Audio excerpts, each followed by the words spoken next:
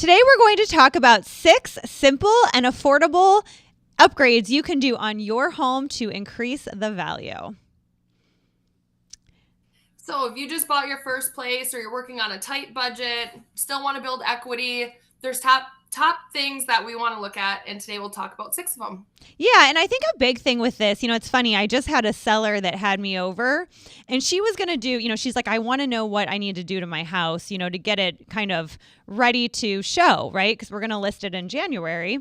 And her ideas were all the wrong things she was focusing on and not focusing on all the right things. And I thought it was very interesting because she is talking about painting the outside of the house, which is a huge expense that hardly anybody really looks at. All the while, she has a stove that has duct tape on it because it doesn't shut all the way, but she doesn't really cook. So she didn't really bother, so there's these things where she wasn't going to fix the stove or replace the stove, but she was going to paint the outside of the house. And so I had to laugh because, if you're going to sell your house or you're looking to buy a house or you just bought a house, one of the biggest things to consult is what's going to really improve your home value versus what's not going to do anything. Because you can spend a lot of money to get zero return when you're selling a house. Yeah, and it's interesting because when I meet with a prospective seller and I first get to the home, usually they say, okay, well, what should I do in this room? And then what should I do in the next room? What I like to do is I tell my sellers, okay, I'm going to walk through the whole property and then we're going to triage because there will be something that, you could do in every room, but let's look at the house as a whole. And then let's pick those top, 3 to 5 things that say, hey, this is going to be the biggest bang for your buck. This is going to make the most benefit of your property specifically. And here's what I think we should do. Absolutely. And the first one I think we always should start out with is paint, right? Paint is a huge one. Especially if the paint that you have is not like a bright and airy color, because that is what is in style right now. And neutral. A neutral color. 1 second, Jerry, I can't hear her anymore.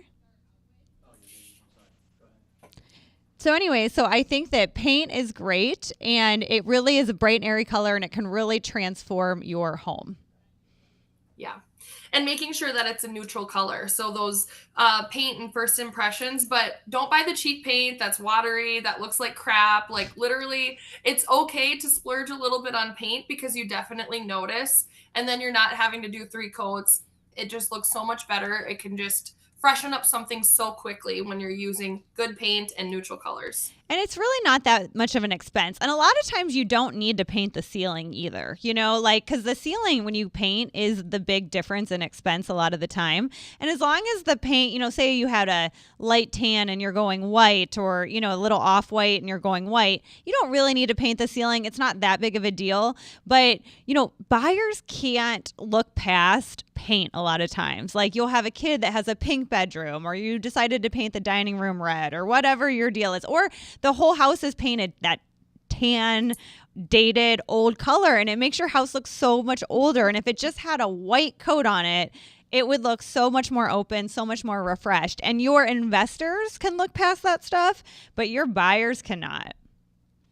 Yeah, and I think it's a good litmus test on when people come through and look at that paint color. It might cost you, if you're doing it yourself, it might cost you 10 or 12 hours of time, but that perceived value goes so far because a buyer says, I'm going to have to trim and paint and buy paint and take time. Or in their mind, they're thinking, I'm going to have to get bids and hire out, where if it's done, at least it's neutral and not a vibrant, pink or orange or green. That's something they can live with, even if the neutral color isn't their first choice. So it's very important to get those neutral colors in there.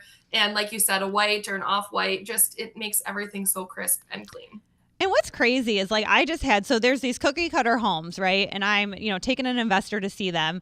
And there was one listed for $515 and they could not sell it. It had been on the market for like 6 months and it had old floor and dated paint, like that tan paint.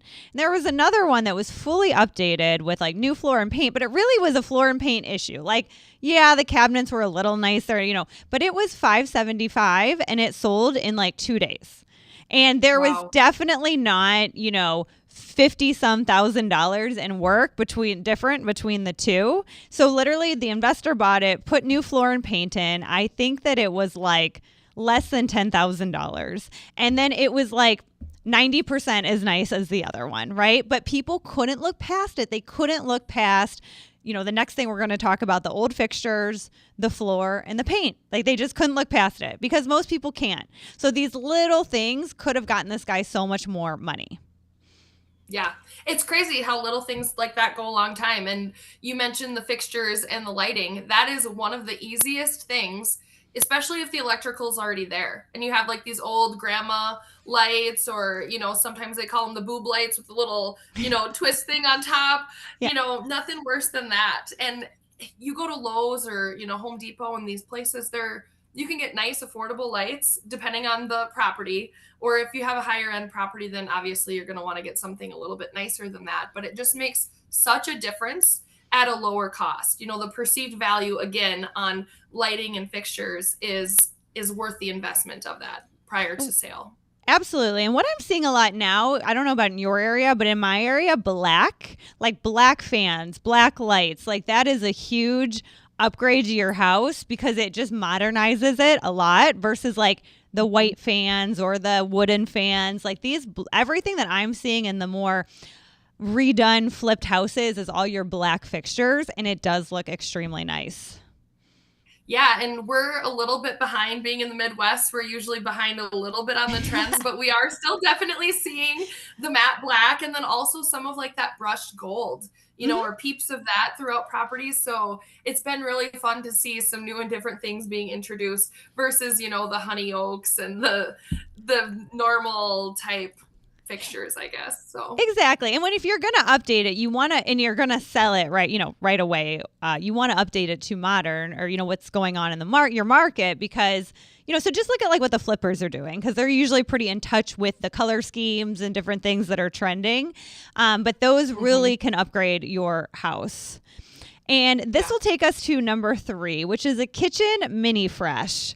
So I like how you put that. It's not a full kitchen remodel because that's extremely expensive, but we are just talking about a little just mini fresh. Yeah. So little things, again, going back to paint, like painting the cabinetry if you have that, or it could just be something as simple as swapping out your cabinet hardware. It doesn't have to cost a lot, but if you have like the brassy gold knobs and then you update to like a 5-inch pull or something like that, it doesn't have to cost a lot, but it would totally transform the look of your kitchen. Yeah, and even upgrading to those stainless steel appliances, that's what I was telling my seller because she had very old appliances. And you might think, oh, whatever, they're old, it doesn't matter. But the kitchen is one of the main things people look at. And, and you don't have to have expensive stainless steel appliances. I would not go buy top end anything, but there are cheaper, lower end stainless steel appliances that you could go buy that people really wouldn't know when they look at them. But it just makes your kitchen more upgraded.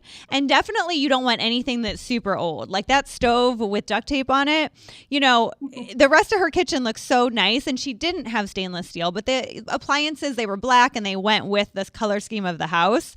But when you have duct tape on something, I mean, the first thing people are going to think is this whole house is falling apart. Even if it wasn't falling apart, she took great care of it. The stove wouldn't close. She never uses it, kind of thing. But those kind of things, a buyer sees that, they're like, this is all shoddy. This is shoddy work. This is, their mind goes straight there. And then to your point, they're probably going to have to buy a stove. So why, I told her to go to the dent and ding place, get a stove with a small ding that nobody will ever see. It'll probably be like less than $1,000. And then now you have this new stove. So when someone walks in, they'll say, oh, wow, what a nice stove. That just happened with my buyers last night. They walked in, the girl loved the stove, right? It's just like, it's one of those things that those of us that don't cook like myself don't really put a lot of weight in, but people that do, they really do care about that stuff.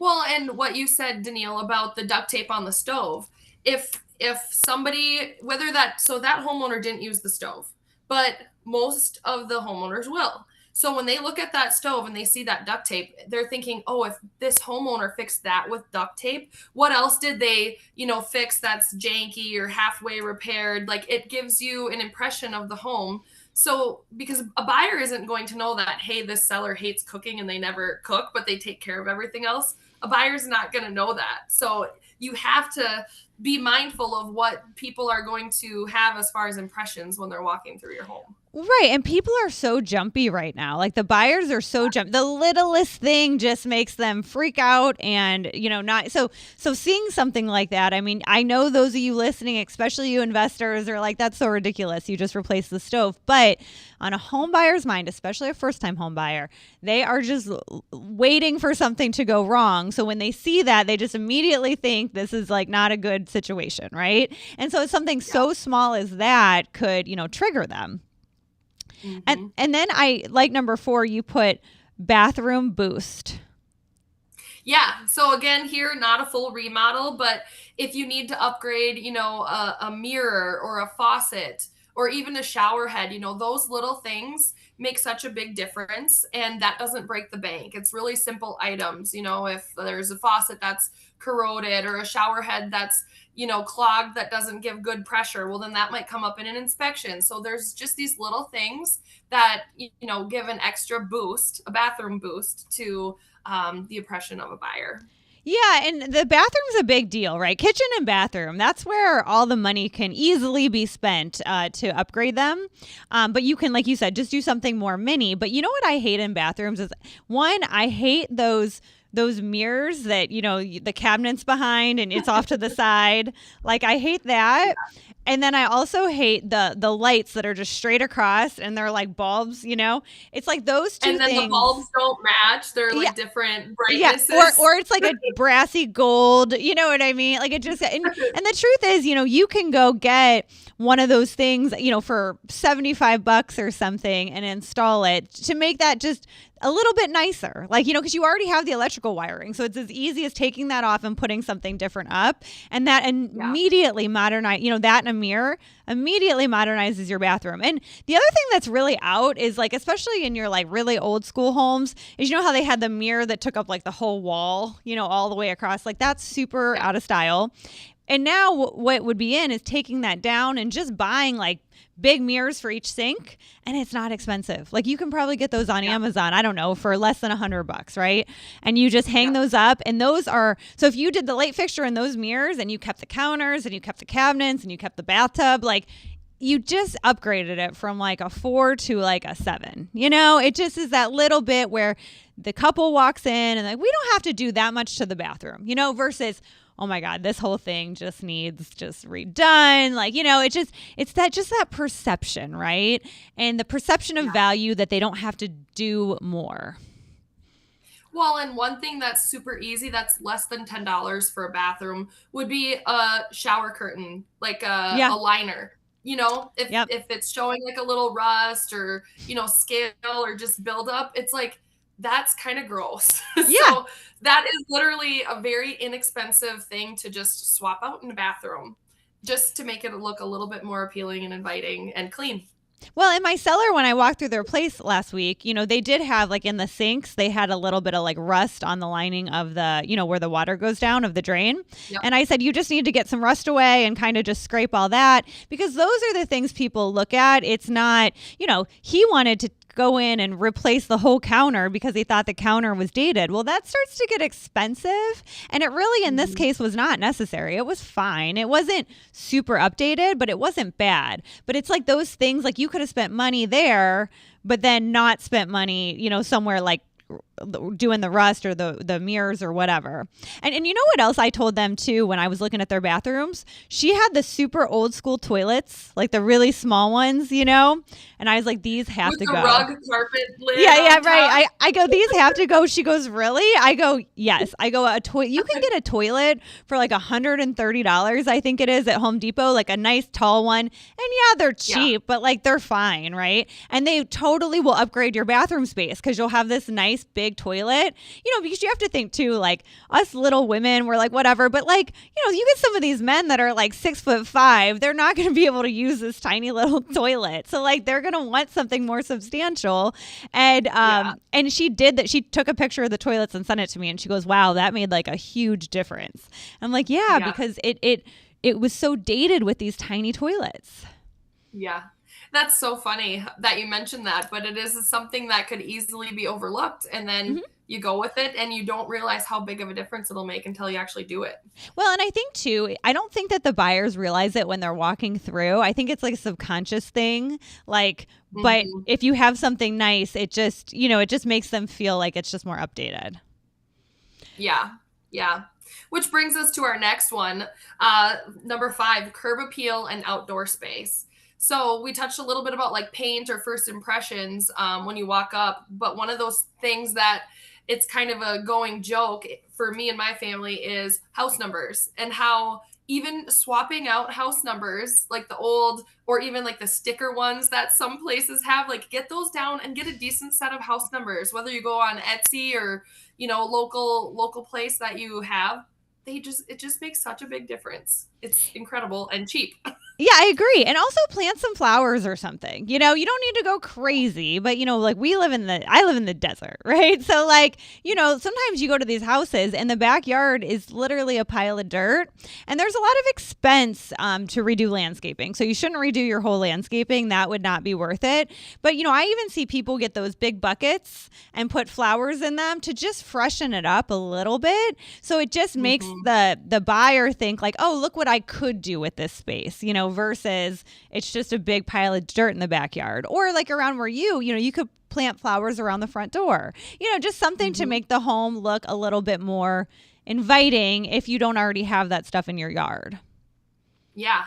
And I've actually seen it on the flip side. I'm working with a seller right now that the owner had so many flower beds and gardens and stuff, and that 99.9% of buyers will not want all of that. So she's actually in the process of taking out all of the extra, because people look at that and think, oh my gosh, this is going to be work. I'm going to have to spend all my weekends and days and nights out here, tending to this. So they're actually, tilling up some to make it a little bit less maintenance. It's still going to look great, but it could go either one way or the other. If it doesn't have anything, that's bad. But if it's like full of flowers and things that you need to deal with, and that's not the greatest either. So I just thought that was interesting. That's so funny. The difference between the Midwest and the desert. Like, we can't grow enough to have that problem, but it would take way too much water. But yeah, I mean, it is true. You want the outdoor space to be practical, low maintenance, because I would even say that in Phoenix, like the houses that have grass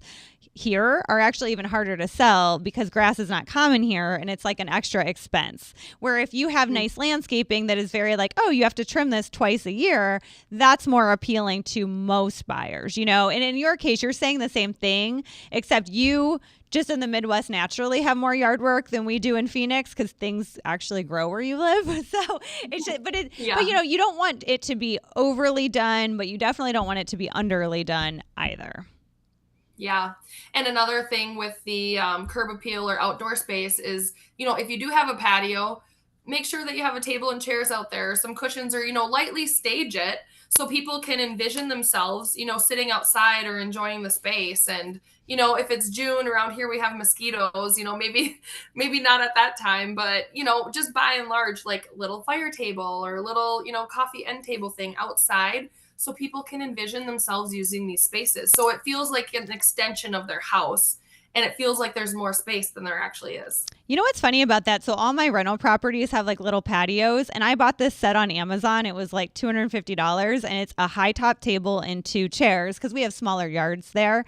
And I always, when I'm showing the house, put that out because I want them to envision, if it's just like an empty patio, nobody, I want to envision, we could be sitting here, we could be having our, happy hour drinks or morning coffee or whatever. Yeah. And it always, and it was $250. And I just literally throw it in my car when they, after they rent it, and they can get one if they want, and I just take it to the next one, right? Because what I was sensing is the yard wasn't that appealing to them until I started putting stuff like that up. And then when they could envision how they would use the yard, then it was more appealing.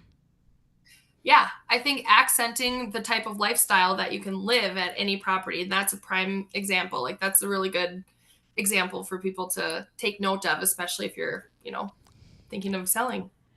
Well, your last one here says adding functional space. Do you want to kind of get into that? Yeah, so sort of along the lines of having people envision the patio space, if there's like an unfinished room in your house and you're thinking of selling it, making sure that it can meet, and maybe it's with minimal work, that it's a additional bedroom or additional used space. So maybe that's something as simple as digging in an egress window, or maybe it's hey, we got to finish the ceiling. Or in our area, it's two ways of in and out, so like a door and a window, and then a heat source. So maybe there's, not a furnace vent in the room, but maybe we just need an HVAC guy to come and add a vent in the room, and then it counts as a bedroom. So there's these things that you can do to not only increase the usability of the space, but then also if people are searching by square footage, you can add that into your finished square footage, and you're going to come up in more searches or be more appealing to people who are looking at that as a metric for purchasing decisions. Yeah, and it's definitely an option, especially for an investor, So like I took a first-time home buyer to look at places last night, and it's funny you brought this up because the house we were looking at, it was the weirdest layout I've ever seen, but they basically turned it into a duplex without turning it into a duplex. So they, put two masters, and like the one had a lock, and they put a kitchenette on the one side of the one master, and then the other one had like a full kitchen and living room. But for my home buyer, it was listed kind of incorrectly because I don't think the realtor understands what to do with it. It would be potentially a good investment for a investor because you could put two separate tenants in there, and they each have their own. They have used the front door, but they have their own sides.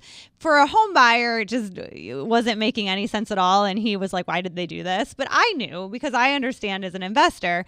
But you can cash flow more from that. If you market it right and you get the right realtor that understands how to market to investors, I mean, that could be a really good cash flowing deal because now you have two tenants and they're both paying rent and they both have their own spaces. So I agree with you. I mean, if you have something cool like that, and you don't know, like, you can market it. Like we have this extra bonus room. I know I have a client right now. She's looking for something like that because she needs in-home care and she doesn't want them to be living in her space. So she's looking for a house where she can somehow wall off or lock off part of the house so that her caregiver can live there without being in her day-to-day, business, right? So stuff like that is a really good idea, and it really can up, the ante for your, home. Yeah, and I think I've been in homes where, like you said, maybe it has a weird layout or an area or a landing or a different layout that's not really usable, or a buyer couldn't walk in and say, "Oh, I can envision using that space." Then that's definitely a space that you want to stage. Maybe it's a small little desk or a workspace for kids to do their homework, or a little hangout area for a video game chair and a little TV, or whatever it is, fill in the blank. If there's like a weird or wonky area, you do lightly want to stage that so buyers can say like, "Oh, that's not wasted space. I could do this here." Give them ideas, give them a visual of how they can use the spaces in the home. Absolutely. So let's chat. We decided we're going to start doing just a weekly update on, what we're seeing in the market or stories that we have, just to kind of let you guys know what's happening. I was telling Tara that last night I was with a home buyer and we made an offer on a home. It was like an $850,000 home. We basically took 30 grand off. We still haven't heard back on an all cash offer 2-week close from them. So that was very surprising in this market. Yeah. And I actually personally made an offer on a property it was a month ago. And it was listed at 445, and I made an offer for 435. And the seller, was just a little bit I guess had a concern that I was an agent. And it's like, okay, well, my money is as green as anybody's, it's the same. And so, but they still had a little heartburn around that. So they counter offered back at a higher price and wanted to throw in some closing costs. But then, if you counter back at a higher price, then you're paying more mortgage registry tax and, higher insurance and potentially higher taxes. Cause, sometimes they look at a purchase price when they're assessing. So there's just a lot of factors that go into it. And you know what? Here we are, 4 weeks later or more, and the house is still sitting there for sale. And I made, a 99% offer on it. Well, that's what's funny right now is your sellers are being cocky and your buyers are being cocky. I mean, I have buyers that want to offer, 20% off the purchase price of a house that just listed because they're watching YouTube videos saying the market is crashing, which it's not. So, you have that. And then you have sellers that are getting good offers and they're not even countering them because they're so quote unquote offended that this offer is, not even 5% less than they wanted, right? Which is a reasonable position to start and that is what countering is for. Yeah. And Danille, what you were saying earlier when we were visiting, you said you had a seller that received a full price offer and then they didn't want to take it because they thought they were leaving money on the table. So they didn't take the full price offer because they thought, oh, it's too soon. If somebody's offering us that, we might get more. Well, they didn't take that offer and now it's still sitting. Yeah, people get, you would imagine, if you're offering full price and sometimes even offering full price cash, that a seller would definitely take that and a seller definitely should take that. But I think what's happening sometimes is, when they get a full price cash offer on day one, they're like, oh, I underlisted this. I've seen people pull it back off the MLS and then relist it for more. And then it sits, because at the end of the day, you really need to understand what price you're offering, what you want for the property and be very comfortable with that before you list.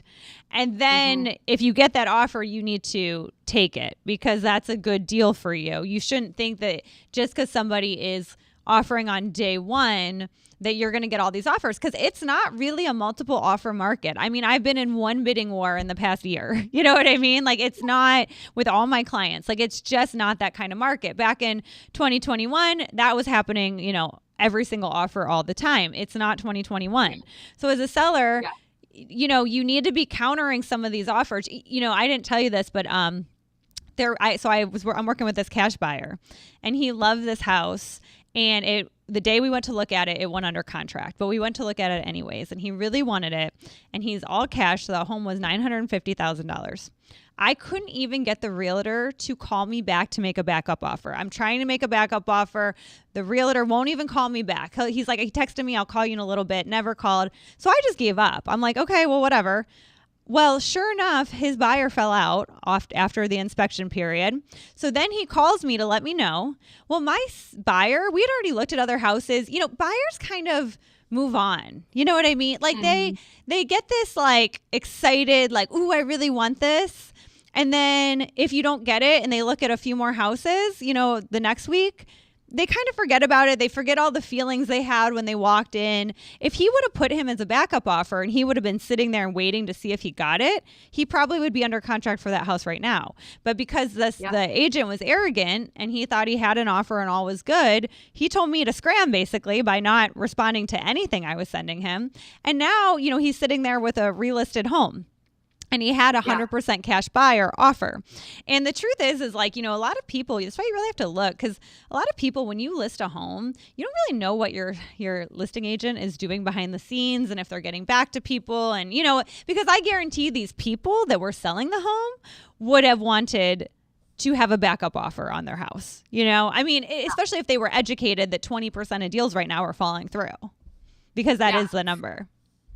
Yeah, and I'll have to look if that's the same number in our area in the Midwest, but I imagine it is. I mean, we've had people that squabble over little things in inspections. It's maybe $1,000 deal on a $200,000 house and both parties come to a stalemate. Everything is just a little bit gritty right now, and it seems like both buyers and sellers are dragging their heels in a little bit, which maybe that's part of a healthy market too. I'm not saying it's all bad, but it's definitely been an interesting trend. I had a client, she was selling her house and these people were and I said not to do it, but it's ultimately up to the seller what they do or not, right? But they were having her paint accent walls, they wanted a green accent wall and she's painting the accent wall. She's doing everything for them. And I'm like, okay, like, but at the end of the day, she really wanted the house sold. We had an offer. She didn't want it to fall through. I get it.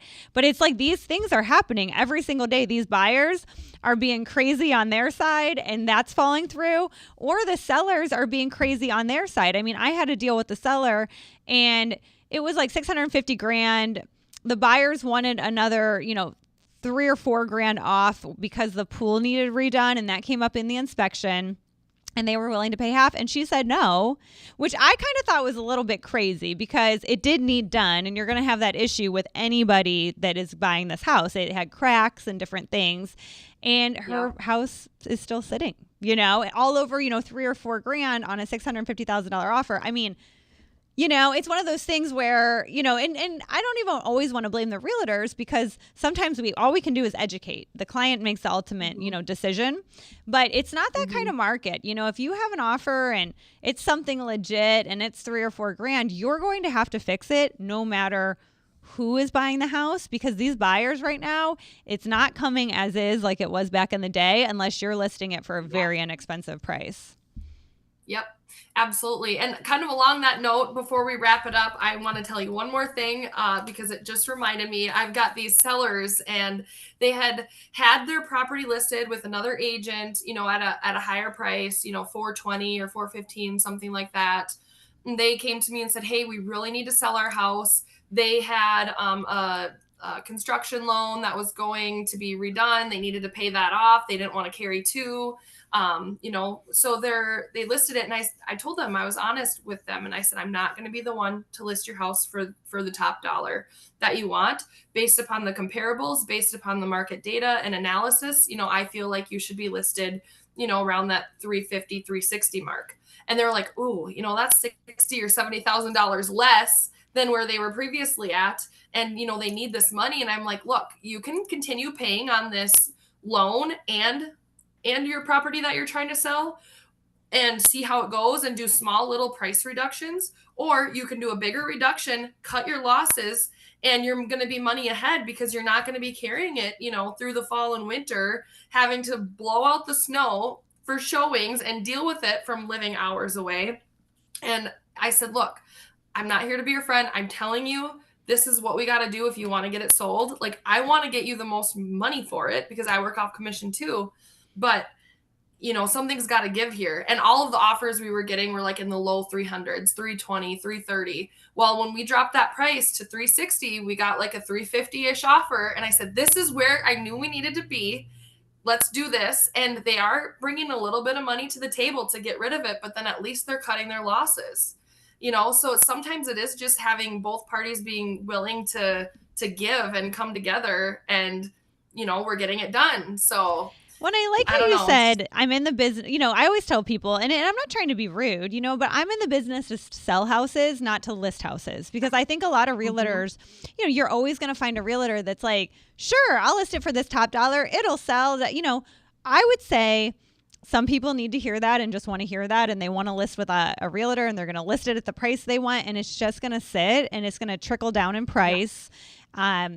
At the end of the day, I would say, if somebody is going to list your house for whatever price, whether it's low, high, the price you think, show me the comparables. Show me what has sold in my area in the last 3 or 6 months that compares to my house, because then the client can look and decide if that compares to their house, right? Because comparables can be a little bit wonky, and so, the client can actually see, oh, this house is exactly like mine or pretty close. And it's, 10 minutes from me. So that's a similar area. And it sold for this. Mm-hmm. You need the data, because anybody can tell you, price it low, this is the right price, or price it high, this is the right price. And all it is just feelings, or they're trying to get your business. Like, if they're pricing it super low, they just want to sell it super quick so they get paid commission. Yeah. If they're pricing it super high, they know it's probably not going to sell for that, but they want the listing, and maybe they'll talk you into slowly lowering it over time.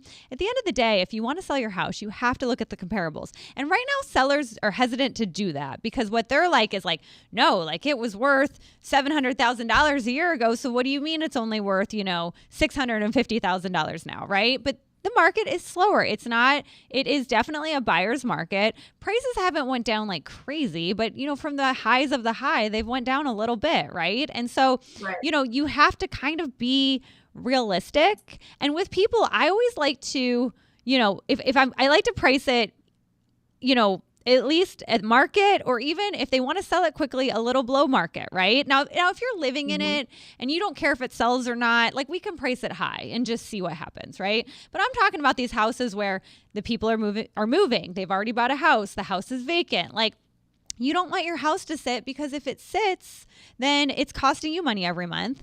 And these people, all of the buyers are sitting on Zillow. That's where they're at. And they put their search criteria 30, 60, 90 days, right? Depending on the person. Yep. And after you move that 90-day mark, there's not a lot of people that search back 6 months, unless their realtor brings it to their attention that there's this home. But most people, they want to do the looking for themselves, right? And so you really put yourself at a disadvantage by listing it super high and trickling it down. Yeah. And I mean, as a realtor, I'd be doing my clients a disservice if I told them, yeah, let's list it for high and check it out. So one thing that I've done is like, okay, if I have a client that's adamant on listing it, at a price that I feel is too high, then what I will do is I'll say, okay, we can do this, but then we're going to pre-agree to a price reduction. So if this home is still on the market in 10 days, here's the form, here's the price reduction form. We're signing it right now at the time of listing. And then it's in motion that we've had that conversation, they agree to it, and we put that plan together, Yep. So. Absolutely. Yeah. All right. Well, we will see you guys next week. Take care.